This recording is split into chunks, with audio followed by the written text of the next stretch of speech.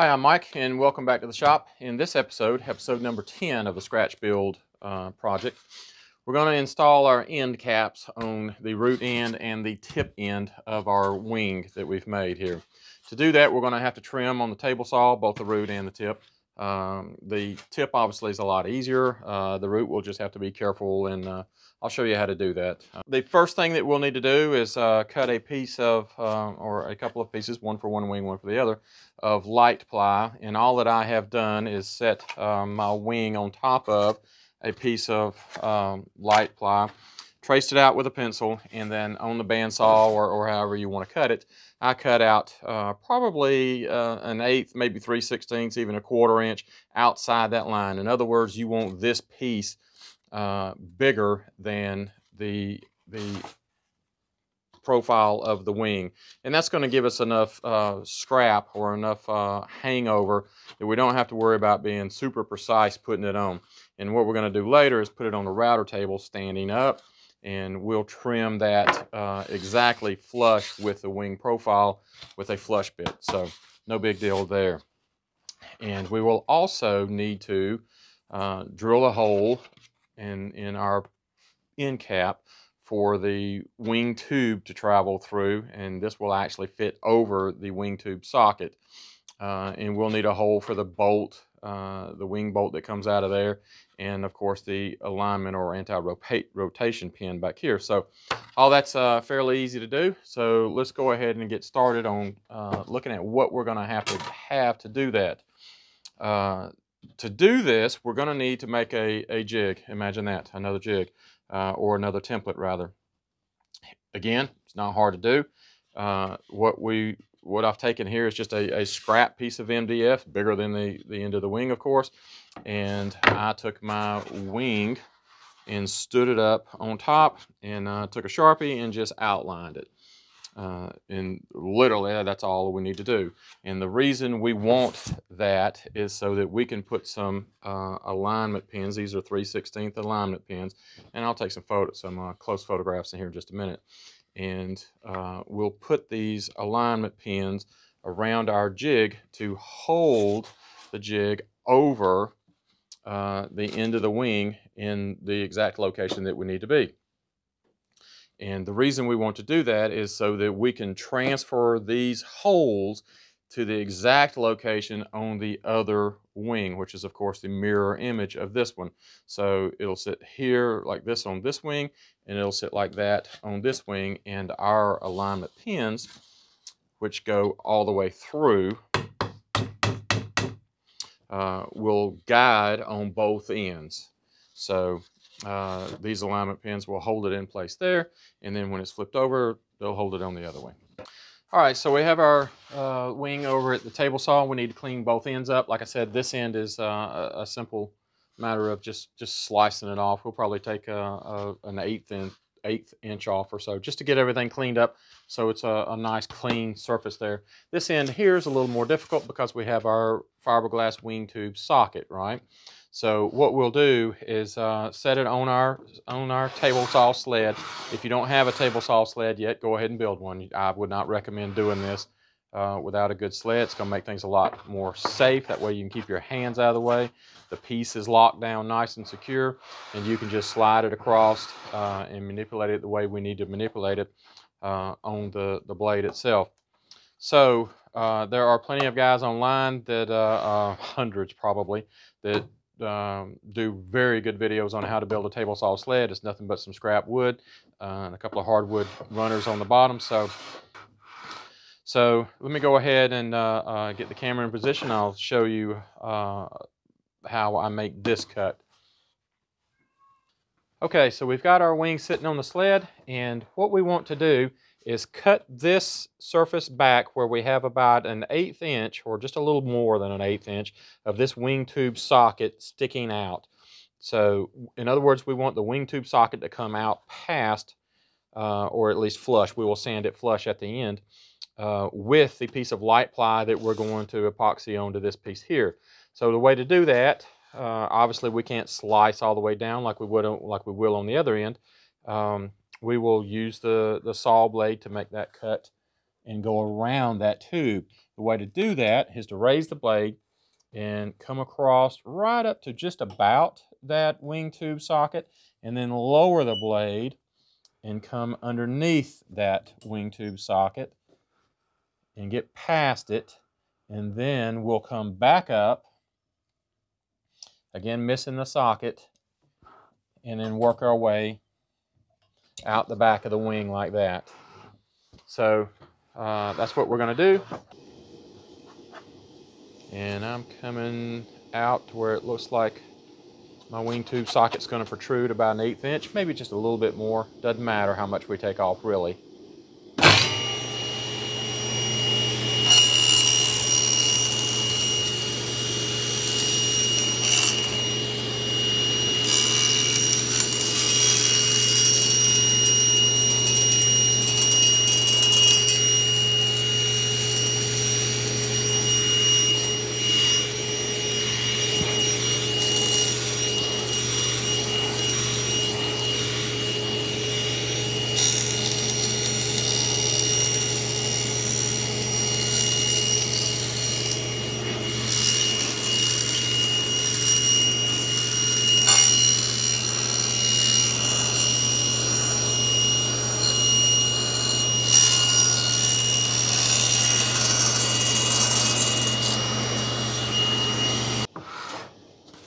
And then we'll just flip it over, line the blade up right where it was before, get up against the teeth, get everything nice and square.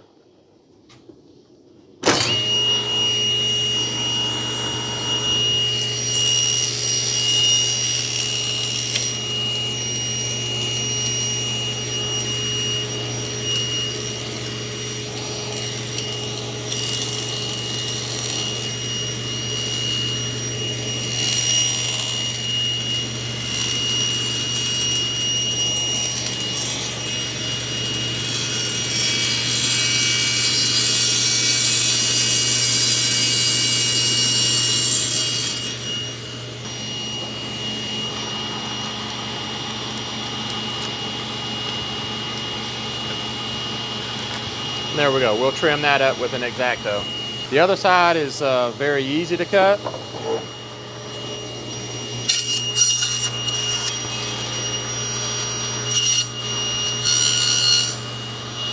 So this put our root end cap on, our light ply cap, and we need to drill this hole. And this is why we wanted to make this piece a good bit bigger, and it's like a 1/4 inch in some spots bigger than the part itself. That gives us some leeway here to line this up, and you'll see what I'm talking about in just a second. So the way to mark where we want that hole is to take a Sharpie and just put some ink on the fiberglass tube.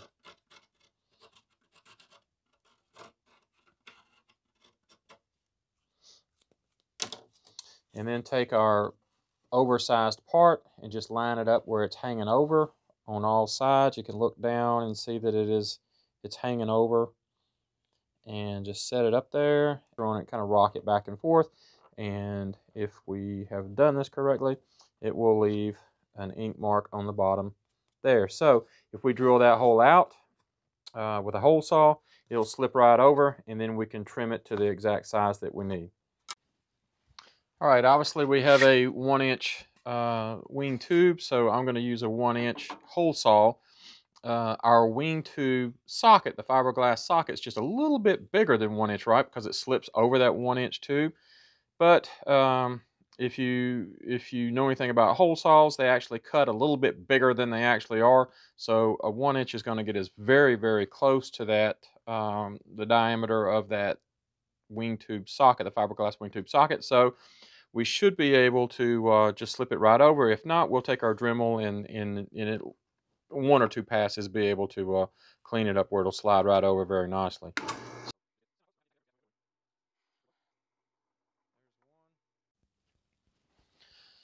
All right, so let's see how close we got. And looks like we are going to need to trim this one just a bit. So I'll take the Dremel.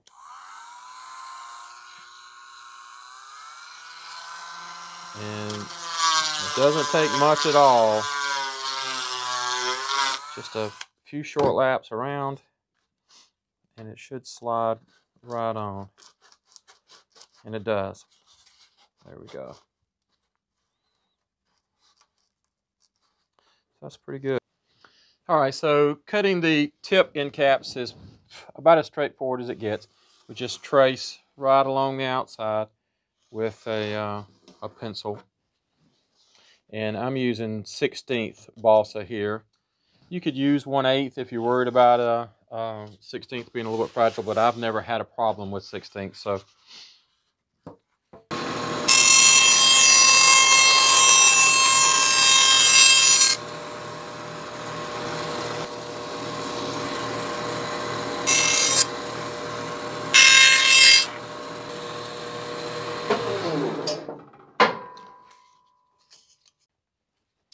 all right, so I mixed up some epoxy with some micro balloons in it, a lot of micro balloons, because we're not worried that much about strength right here. What I want to do is fill this gap around our fiberglass wing tube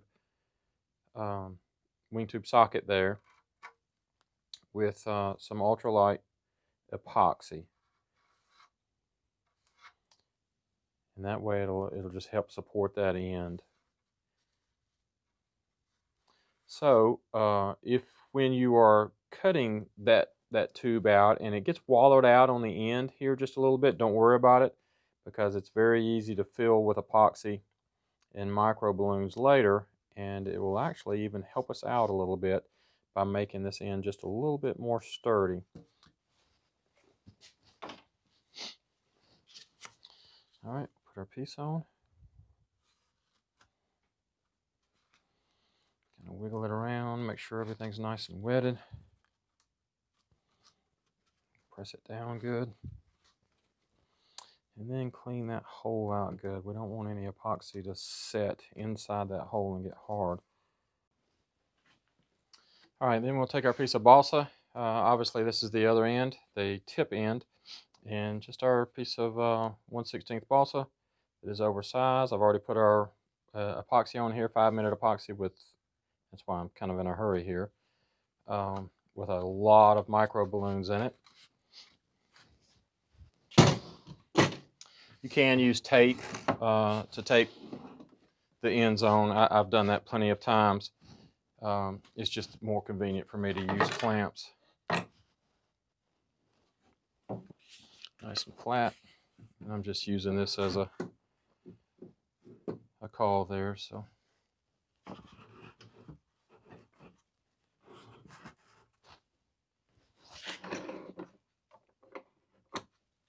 our epoxy on the end caps is set up very nicely, and we're ready to trim that with the flush bit down to the right size. Well, we don't want to tear our balsa up or put little bearing marks on it. It won't hurt the balsa, it just makes an irritating little mark on it. So I like to put just 2 layers of tape just for that bearing to ride on. You don't want to put a lot of tape, because then of course it will act as a shim and cut a little further out than you want to. So let me put this tape on here, and we'll take it over to the router table and cut our end caps down to size.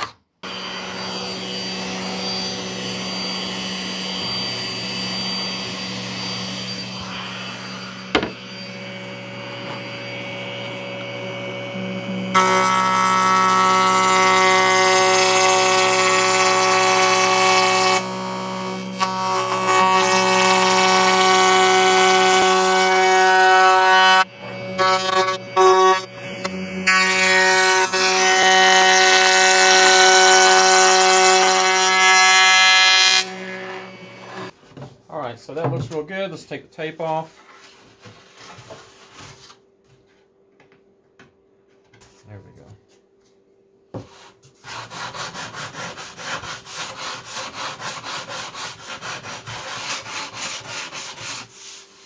That's nice. Put just a tiniest bit of round over on it. It feels really nice.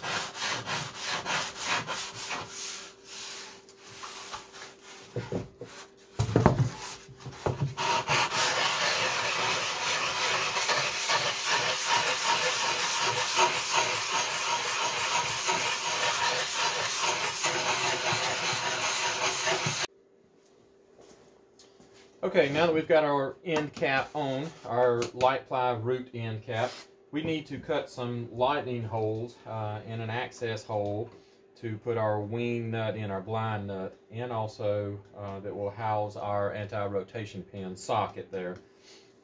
That's part of the adjustable incidence that I like to, incidence adjusters rather, wing incidence adjuster that I like to put on these planes. It just makes the plane a lot more versatile and a lot easier to set up. They're not expensive. I think they're like $14 a set, but once you start playing with those, all of the planes that you build will have them on there, because you can adjust the incidence of the wing however you want to change the performance of the wing. So anyway, we'll get to that a little bit later. If you notice, there are some cutouts here. One, it's going to take some weight out of that light ply there, and that's going to help us out. And two, it will allow us to slip a blind nut into this area here. This is, of course, where the wing bolt goes in. And then, of course, we'll cut this hole out where our little servo wire is going to feed up through the wing and, of course, come out right there and go into the fuselage.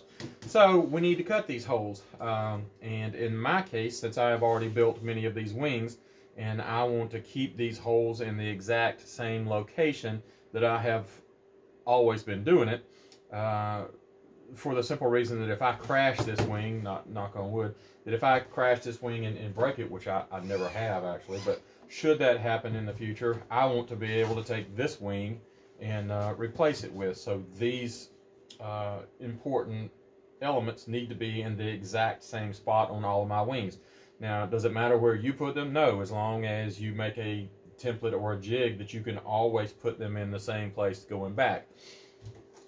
So where you start out doesn't make any difference at all. It's just once you start, that's where you need to be keeping them as you go. So this is the template that I have used to cut all of mine out previously. And I've got a wing tube sitting right here somewhere. And what I do is take a short piece of wing tube. I'll have to find it. I've got a piece that will just slip down in here. We can use a long one. It just kind of gets in the way up here, but you can certainly use that. And so that locks our jig into place, and then we'll use these little pins to help hold it from rotating. And there is a location right here for the wing bolt nut, and there's a location right here for the anti-rotation pin. So we'll take a 3/16 drill there, and then later, a little bit later, we'll take a 1/4-inch router, or you could use your Dremel router, however you want to do it, and Dremel these areas out as lightning holes in that access for that nut there. So nothing to it. What we need to do though is build this jig, and so that everybody can see how that's done, I'm going to go ahead and just knock another one out. It doesn't take long to do, and I think you'll see that it's a lot easier than you think it's going to be. Set it where I can get the camera here. Get it kind of halfway centered where you're covering the piece of plywood, and mark about where that wing tube hole is. It doesn't really matter if you get it exactly in the center. Just mark about where it is. And what we're going to do now is go over to the drill press, and with the hole saw, put us a 1-inch hole right there, and then we'll put the wing tube in, and then we'll stand it up and put some marks around it. So that'll make more sense in just a minute.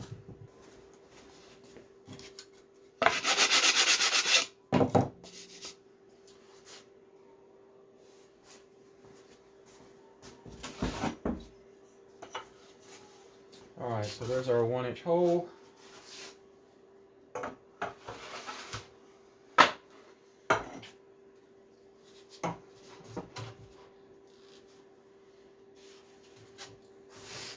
And now we'll take a pencil, kind of a sharp pencil, and this doesn't have to be lined exactly straight or anything like that. And we're just going to make a mark around the perimeter of our wing cord there.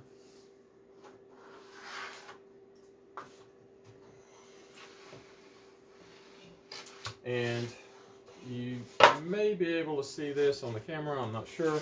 since we have covered our end caps up and we no longer know what up and down is, before I did that and I failed to show you, I put an L and a T. That means this is the left side wing. There's no difference between left and right on your first set of wings, but there will be on the second set of wings. And what I mean by that is, if you'll recall, we didn't pay attention, or we didn't care if there was a little bit less distance down here than there is up here. In other words, on the bottoms of my wings, it's a little bit narrower than it is on the top. And all of my wings are like that. I thought that was going to be a problem for me when I first started out, my first couple of sets of wings, but actually it has turned out to be a blessing that I erred and got that a little bit lower, because now it helps me figure out which wing is which when it's in this raw stage like this. So all I have to do is look and see the short side right here and then hold it up, and obviously that's my left wing. The short side's on this side, obviously it's going to be my right wing. So that helps me keep these things straight. And anyway, that's what that means. So what we will do now is mark, because we will use this template for both wing halves, if that makes sense. See, this is the short side right here. So that is obviously for the left wing right there. Now, we will use it on the right wing as well, and we will use this side for the right wing. So what I do to keep things straight is, since that's the way this one will go, I will write on this side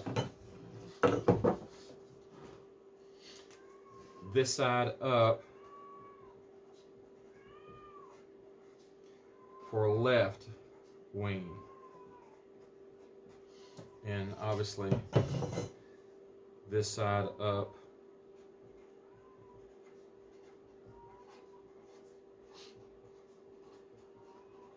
for right wing.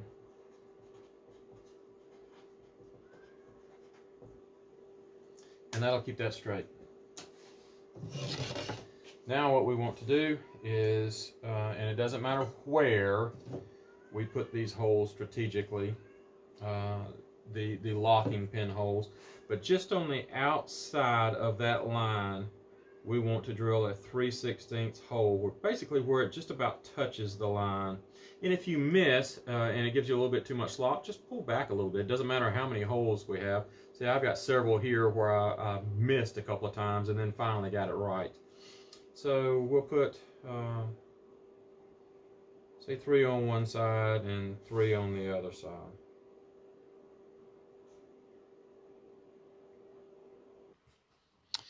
All right, so I have just drilled some holes, 6 holes, just on the outside of our lines here, and inserted my little 3/16 dowel rods. You could use whatever size you want, 1/4 or 3/16. I like using 3/16. That's what I started using as standard a while back, so that's what I use. So I found my little piece of aluminum sitting right up here where it was supposed to be. And I put a real thin piece of tape up here at the top just to keep it from sliding down in there. If it does slide down in there, no big deal. Just reach in with a piece of wire with a hook on the end of it and pull it back out. But it slides in like that. And then this, of course, is our left wing. So right side up for right, and this is the right side up for left. And slip it over top, and it should slide right down on. And it does it, and it fits nice and snug there. So let me grab a 3/16 drill bit. And that is the location for our wing bolt. And this is the location for the anti-rotation pin.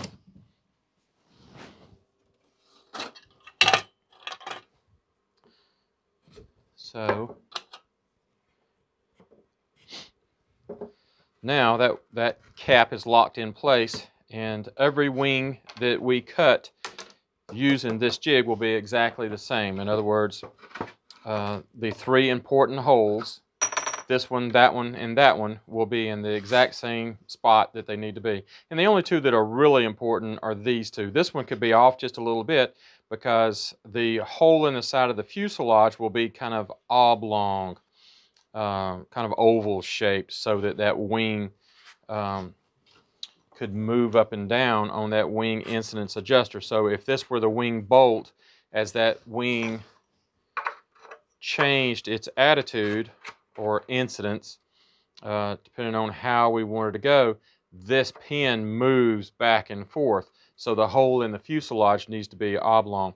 And that'll be fine because it'll have a big wooden washer over it, and it'll be nice and strong. So these two are the two that have to be dead on every single time. And this one just has to be close. So what we need to do now is figure out where we want our lightning holes to be. So if you notice from my wing here, and you can put these lightning holes whatever size or whatever you want. You don't even have to drill these, or actually that one back there. I just did it to get rid of just a little bit of weight. You could probably just leave it full, and it wouldn't make any difference at all. We're just talking about that tiny bit of light ply. So for the trouble, I may or may not cut it out of this one, who knows. But this one here we definitely need to remove, and obviously we need to remove area here so that we can get to our wing tube or servo hole, which is directly under that, somewhere under there. We don't know where it is, but it's under there. And if we cut our hole big enough, we'll be able to find it. So what I decided to do is leave myself probably 3/8 of an inch around the outside of this, and that's certainly going to give me enough meat. So if you see here, I've got about 3/8, maybe 7/16 of an inch, not quite half probably, of an inch clearance there. So we can just use our template here, and we know that we need to stay away from this hole. So we probably don't want to get any further back than about right there. And if we just rough this out and come up in here, that should be about right. And literally it doesn't take any more work than that just to draw that out. Now we know we want to stay away from this wing bolt hole right here, but we want to get close enough to it that we can slip the wing nut or the blind nut up in there. And I'll have to find the little blind nut pieces and show you. But anyway, we want to get close enough that we can push that blind nut in from the back side. So looks like I went probably, I don't know, 3/4 of an inch to the center of the hole, maybe. So probably about right there. And again, come all the way up to about 7/16. And then we travel down, so probably about right in here. And then travel down a ways. And I just put a rib in there just for strength. And then come back around. And we want to stay away from that anti-rotation pin, give it enough meat around it. So do the same thing here.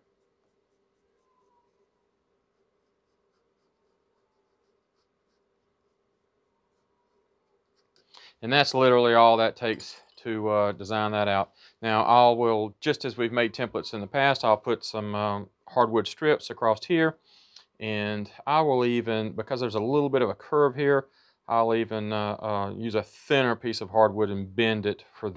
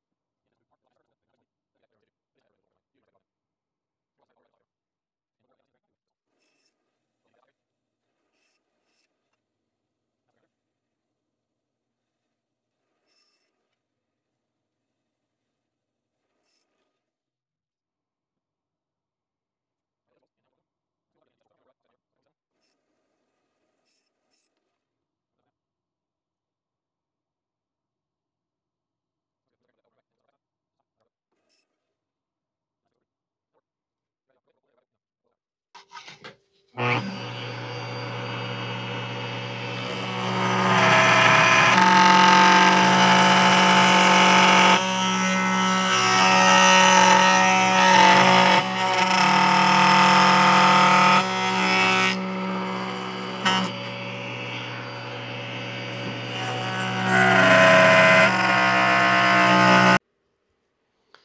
right, so we've cut our template out and everything works good. We've got it locked in with our 2 primary pins. We really don't need these now that we have our 3 locking pins in. These were just to get everything in place to get these 2 in. Once we get those 2 in, we're home free. We really don't have to worry about it anymore. Those 2 will hold it very, very nicely. So let's trace out where our hole is going to be just so we can get an idea what we just made and the holes we're going to cut, and if we need to adjust something, we will. I got a little happy with the Dremel. I was cutting the arc in the side of this one. I got a little Dremel happy and went a little further than I liked, so I added a very thin piece of hardwood in there, just C8'd in as a shim. So, oh yeah, it turned out nice. So that got me right up where I wanted to be. So when we run our router bit in there, and that's what we're going to do next, we will cut these out to whatever depth we want to cut them. So let me get the 1/4 inch router set up and we'll start with that. To cut these holes in the 1/8 light ply end cap, I'm just going to use a little 1/4 drive router. You could just as easy use your Dremel with a little router bit on the end of the Dremel and do it freehand. Just draw out the little design that you want to cut out and just freehand cut it out. It doesn't make any difference. I like using this 1/4 drive router with a little bronze bushing in it just because I do so many of these wings. It just makes it super easy and super quick for me to cut these holes out, and they all look exactly the same. Of course, nobody's ever going to see this, so you know, who really cares what it looks like? But if you're a little bit OCD like me, you like to get them looking good. So all I have done is chucked just a 1/8 bit into a 1/8 straight bit, upcut spiral bit into my router. I've put this bronze bushing on there, and I just route around and route out the foam to whatever depth I think I need to go. In this case, it's probably about a 1/2 inch, maybe 5/8 of an inch deep, and it's pretty self-explanatory. And there we go. Check out what our holes look like. Dump that extra foam out, and darn if they don't look pretty darn clean and pretty nice. So I like that. I think we did a good job. Okay, so I've just inserted our 1/4 20 blind nut that we're going to use for our wing bolt nut in a piece of doubled up light ply. Very easy to do. I just took a couple of strips of about 1 inch light ply, glued them together, laminated them together, and that way I can take it over to the bandsaw and just slice off a piece the right size that I need there. And we'll need to insert that up in here so that it comes through that hole right there. So what we need to do is chisel us out or melt us out some styrofoam so that we can get that piece all the way up in there. I've put kind of an angle on the end of this so that it can reach up in there nice and handy there.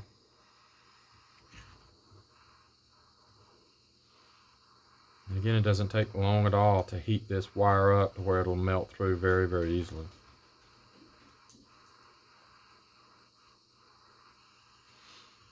And I'll turn the dust collector on so that we're not breathing that styrofoam in.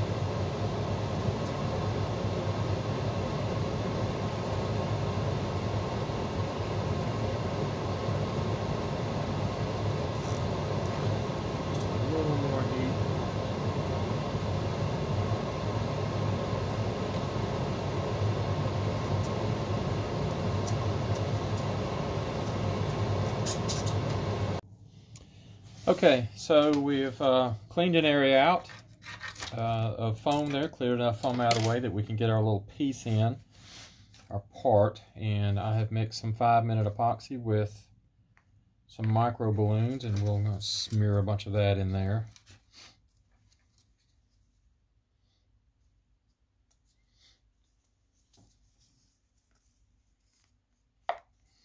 And this is super light epoxy by now with all of these micro balloons. It's probably 3 to 1 at least. So I've got a lot of micro balloons in there. It's going to be way more sufficient to hold this piece in place, and it's going to fill that void and help seal everything together.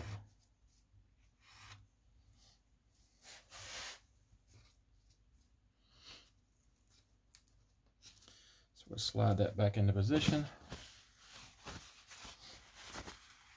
All right, so I can see down in the hole and I can see my threads. And I'm going to take just a 1/4-20 bolt. This one happens to be stainless, but it doesn't make any difference. And I've just got this little knurled knob on there. You could have a wing nut or whatever you want. You don't even need anything really. Let's see, I am going to put a washer on top of that so that that blind nut can pull up through.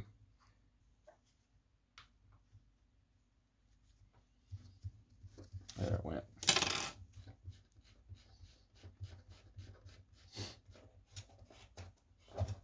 So what we're doing now is we're pulling that assembly up into this plate here, that root rib. And once you pull it up, it's there, and then you can remove the bolt.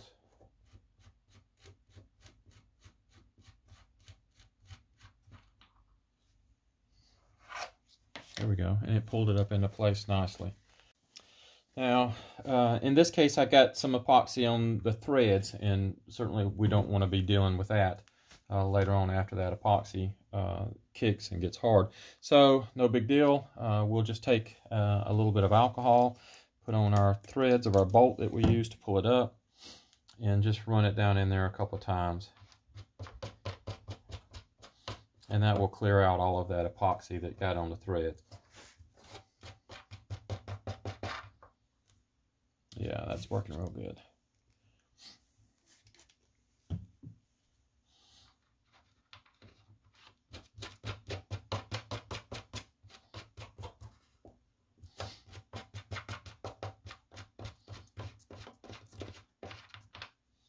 Yeah, there we go.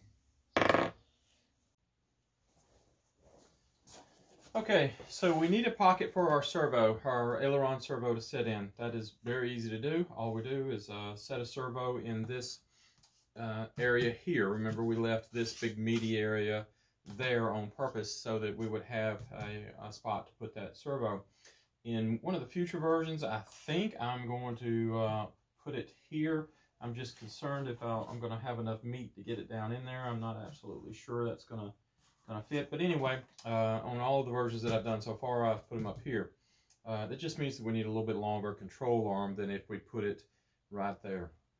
So to cut this socket hole out, we'll just use the Dremel on the little plunge router adapter. These plunge router adapters are surprisingly cheap, 25 bucks or so, Amazon or wherever you want to buy it. And that has turned a little Dremel into probably one of my little favorite tools.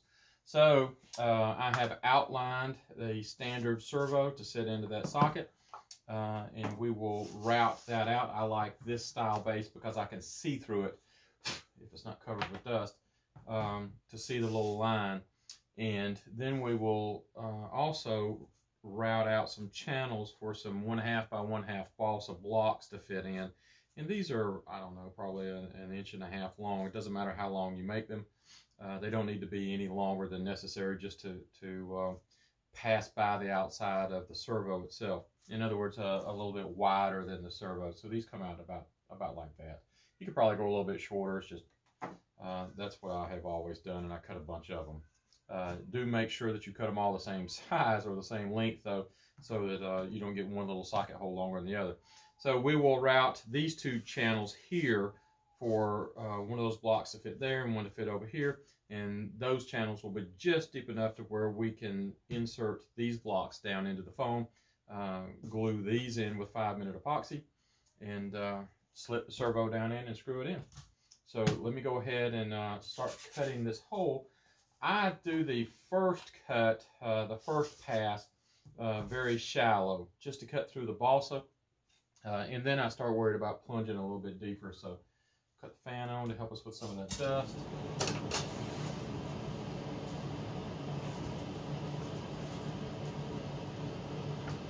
And I tell you what, I'll move the camera in a little bit closer so that we can see that.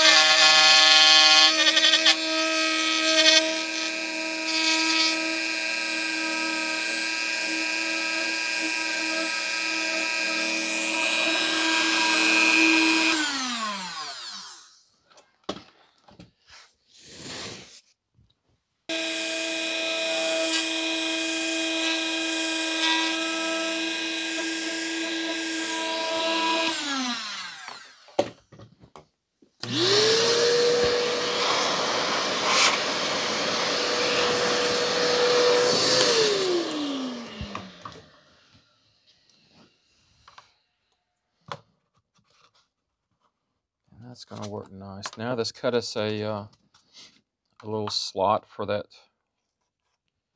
wire. Well, I think it'll probably fit back behind like that, but let's go ahead and cut us out a little spot right here for the wire.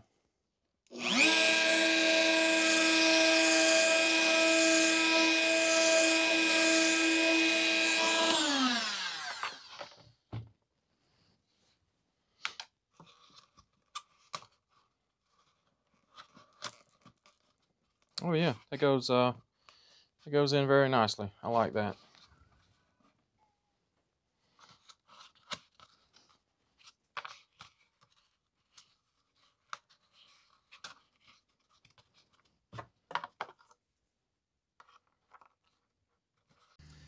So if you remember, our servo lead tunnel runs right through here. We need to create a little pathway or a little tunnel from our servo hole to that tunnel so that we can get the servo wire through. And I have just bent a little piece of wire so that we can reach up in there, and it literally takes about 3, maybe 4 seconds to do that. And there we go. So I can look through the end and see daylight. So that's going to be more than sufficient to get our servo lead through. And what I will do when I'm ready to put the servo in is just thread it into the little hole like that. Take a piece of wire with a hook on the end of it, grab it, and pull it all the way through. So real easy to do. And there's a better shot looking at that hole that we just melted through. And literally it just took just 3 or 4 seconds to do it at most. Really easy to do. All right, I think this is a good spot to end this video. Our servo socket hole worked out just right. The wing is a very nice wing and incredibly durable, still lightweight. The next episode we'll work on the ailerons. We'll of course build the aileron, its foam core as well, and drill the holes. Remember, we put the blocks in to accept the Robark style pin hinges earlier, so the next episode should just about finish this wing completely up. It's been a fun set of wings to build. If you enjoyed this video and some of the others, don't forget to hit like and subscribe. certainly hit like. That helps out with the YouTube algorithm. It goes a long way in where these videos rank and how they do on YouTube. So don't forget to hit like and subscribe and share the video if you think some friends would like to see it. Another thing you may want to check out is the Facebook group, RC Foam Core Wings. There's a basically ongoing conversation about building these planes and other very, very similar planes using the same build techniques. It's a small group now, but it is growing, and there are some guys doing some really good work, and they're showing off their work on that group, and as well asking a lot of really good questions. How to source some of the materials and how to do certain things. So if you're interested, check that out. Join the group. And also, I am putting a web page together. It's not finished yet, but will be soon, and adding to it every day different plane builds, and it is rcfoamcorewings.com. So if you go there now and see that there's not a lot on it, there's material being added every day. So I will see you in the next episode where we work on the ailerons.